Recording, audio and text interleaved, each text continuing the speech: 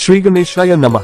पुरुषोत्तम मास महात्म्य। पुराणों में अधिक मास अर्थात मलमास के पुरुषोत्तम मास बनने की बड़ी ही रोचक कथा है। उस कथा के अनुसार 12 महीनों के अलग अलग स्वामी हैं, पर स्वामी विहीन होने के कारण अधिक मास को मलमास कहने से उसकी बड़ी निंदा होने लगी।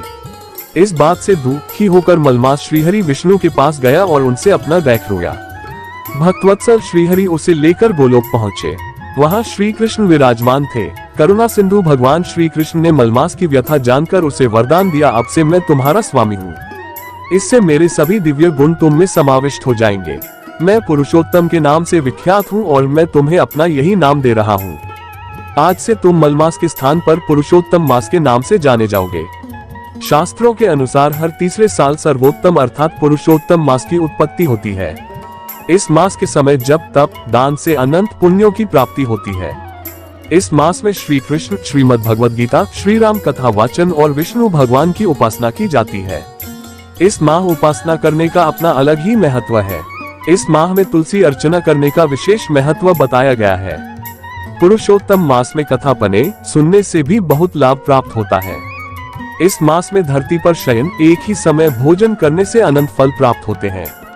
सूर्य की 12 संक्रांति के आधार पर ही वर्ष में 12 माह होते हैं। प्रत्येक 3 वर्ष के बाद पुरुषोत्तम माह आता है।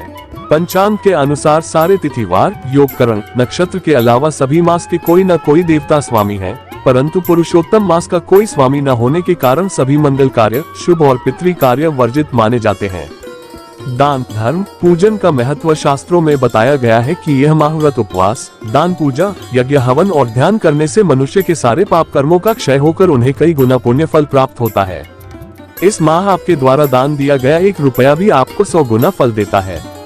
इसलिए अधिक मास के महत्व को ध्यान में रखकर इस माह दान पुण्य देने का बहुत महत्व है। इस माह भागवत कथा, श्री राम कथा श्रवण पर विशेष ध्यान दिया जाता है। धार्मिक तीर्थ स्थलों पर स्नान करने से आपको मोक्ष की प्राप्ति और अनंत पुण्यों की प्राप्ति मिलती है। पुरुषोत्तम मास का अर्थ जिस माह में सूर्य संक्रांति नहीं होती वह अधिक मास कहलाता है। इनमें विशेष रूप से सर्व मांगलिक कार्य वर्जित माने गए हैं, लेकिन यह माह धर्म कर्म के कार्य करने में बहुत फलदायी है। इस मास में किए गए धार्मिक आयोजन पुण्य फलदायी होने के साथ ही ये आपको दूसरे माहों की अपेक्षा करोड़ गुना अधिक फल देने वाले माने गए हैं। पुरुषोत्तम मास में दीपदान, वस्त्र एवं श्रीमद् भागवत कथा ग्रंथ दान का विशेष महत्व है। इस मास में दीपदान करने से धन वैभव में वृद्धि होने के साथ आपको पुण्य लाभ भी प्राप्त होता है।